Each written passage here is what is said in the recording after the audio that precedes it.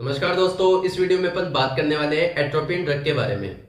दोस्तों, एट्रोपिन एक ऐसी दवा होती है जो कि एंटीकोलिनर्जिक क्लास की दवा होती है। यह अपने ब्रेन में जाके एसिटाइल कोलिन नाम करके जो केमिकल होता है उसकी एक्टिविटी को ब्लॉक कर देता है। उसकी एक्टिविटी को ब्लॉक करने से होगा क्या, जो अपने माउथ में जो सलाइवा प्रेजेंट होता है या फिर जो म्यूकस प्रेजेंट होता है अपने माउथ में उसको, और उसके साथ साथ तो अपने लंग्स में जो फ्लूइड प्रेजेंट होता है उसके प्रोडक्शन को डिक्रीज कर देता है। उसके प्रोडक्शन को डिक्रीज करने से जो एयरवेज होते हैं, अपने ट्रैकिया हो गया या फिर ब्रोंकियोल्स हो गए, एल्वियोलाई हो गया, उनमें ऑब्स्ट्रक्शन आने के चांसेस बहुत कम हो जाते हैं। इनको इसलिए दिया जाता है क्योंकि इमरजेंसी कंडीशन में जैसे पेशेंट कॉन्शियस नहीं होता है और अगर प्रोडक्शन ज़्यादा होता रहेगा म्यूकस वगैरह का तो वो ऑब्स्ट्रक्ट कर सकते हैं एयरवेज को, इसलिए सांस में दिक्कत आ सकती है। तो इसलिए एट्रोपिन ड्रग को यूज में लिया जाता है। इसके साथ साथ ये ब्रेडिकार्डिया की जो कंडीशन होती है उसको भी ठीक करता है। ब्रेडिकार्डिया मतलब कि नॉर्मल अपनी जो हार्ट बीट होती है वो 70 टू 80 बीट्स पर मिनट होती है। अगर यही हार्ट बीट 60 बीट्स पर मिनट से कम भी चली जाए या फिर 60 बीट से कम चली जाए तो इस कंडीशन को बोलते हैं ब्रेडिकार्डिया। तो इस कंडीशन को ठीक करने के लिए भी ये जो एट्रोपिन दवा है वो प्रिस्क्राइब की जाती है डॉक्टर के द्वारा। दोस्तों, ये एक इमरजेंसी मेडिसिन होती है तो इसको हमेशा आईवी रूट से दिया जाता है और कभी कभी इसकी टेबलेट्स भी दी जाती है एट्रोपिन की। तो दोस्तों, अब बात कर लेते हैं इसके कुछ दुष्प्रभावों के बारे में, इनके साइड इफेक्ट्स के बारे में कि अगर इसकी बॉडी में टॉक्सिसिटी हो गई या फिर डोज ज्यादा दे दी तो इसकी वजह से क्या क्या साइड इफेक्ट्स अपने को देखने को मिल सकते हैं। तो उसमें इंक्लूडेड होते हैं फर्स्ट, जैसे ये ब्रेडिकार्डिया की कंडीशन को ठीक करती है। ब्रेडिकार्डिया की कंडीशन मतलब जैसे अगर किसी के 60 बीट से कम बीट जा रही है और उसको ठीक करने का काम करती है नॉर्मल 70 टू 80 लाने की।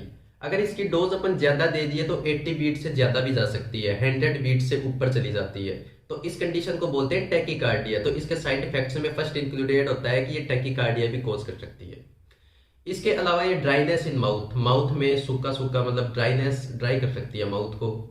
नेक्स्ट जो कंडीशन है वो ब्लड डिवीजन, जो देखने में धुंधलापन देखने को मिल सकता है पेशेंट को, या फिर डायलिटेशन ऑफ प्यूपिल, अपने आईज में जो प्यूपिल होता है वो ज्यादा डायलेट हो सकता है। तो ये कुछ साइन सिम्टम्स होते हैं, साइड इफेक्ट्स के जो सिम्टम्स होते हैं वो देखने को मिल सकते हैं साइड इफेक्ट्स की वजह से। अब बात कर लेते हैं ऐसी कौन कौन सी कंडीशंस है, ऐसे कौन कौन से कॉन्ट्रा इंडिकेशंस है जिनमें पेशेंट को बिल्कुल भी नहीं देनी चाहिए ये दवा।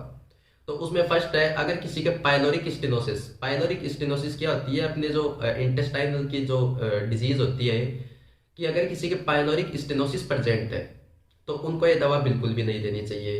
या फिर किसी के जैसे रीनल फेलियर की शिकायत है तो उनको भी ये बिल्कुल नहीं देनी चाहिए। या फिर किसी के हाइपर सेंसिटिविटी रिएक्शन है एट्रोपिन से। हाइपर सेंसिटिविटी रिएक्शन मतलब कि क्या होता है कि पेशेंट को एट्रोपिन इंजेक्शन लगाया जाता है या फिर जब भी वो टेबलेट लेता है तो लेते ही उसकी बॉडी में रेडनेस आने लग जाती है, इचिंग, खुजली चलने लग जाती है, आंखों से नाक से पानी बहने लग जाता है, बार बार छींक के स्नीजिंग आने लग जाती है। तो ये जो सिम्टम्स होते हैं वो हाइपर सेंसिटिविटी रिएक्शंस के होते हैं। तो अगर किसी को एट्रोपिन से हाइपर सेंसिटिविटी रिएक्शन है तो वो तुरंत उस दवा को वहीं पे होल्ड कर दे और अपने जो कंसल्टेंट डॉक्टर है उनसे जाके कंसल्ट जरूर करें। अगर आप ऐसा नहीं करते हैं, दवा को कंटिन्यू रखते हैं, तो इस कंडीशन में आपकी बॉडी में एनाफाइलेटिक रिएक्शन कोज हो सकती है जिसकी वजह से आपकी जान भी जा सकती है। तो दोस्तों, इसलिए हमेशा डॉक्टर के परामर्श से यूज में ले एट्रोपिन को, अपने आप से बिल्कुल भी ना लें, ये एक इमरजेंसी ड्रग होती है। तो दोस्तों, वीडियो थोड़ी भी इंफॉर्मेटिव लगी हो, थोड़ी भी नॉलेजेबल लगी हो तो वीडियो को लाइक एंड कमेंट जरूर कर दें, चैनल को सब्सक्राइब करना ना भूलें। Thank you.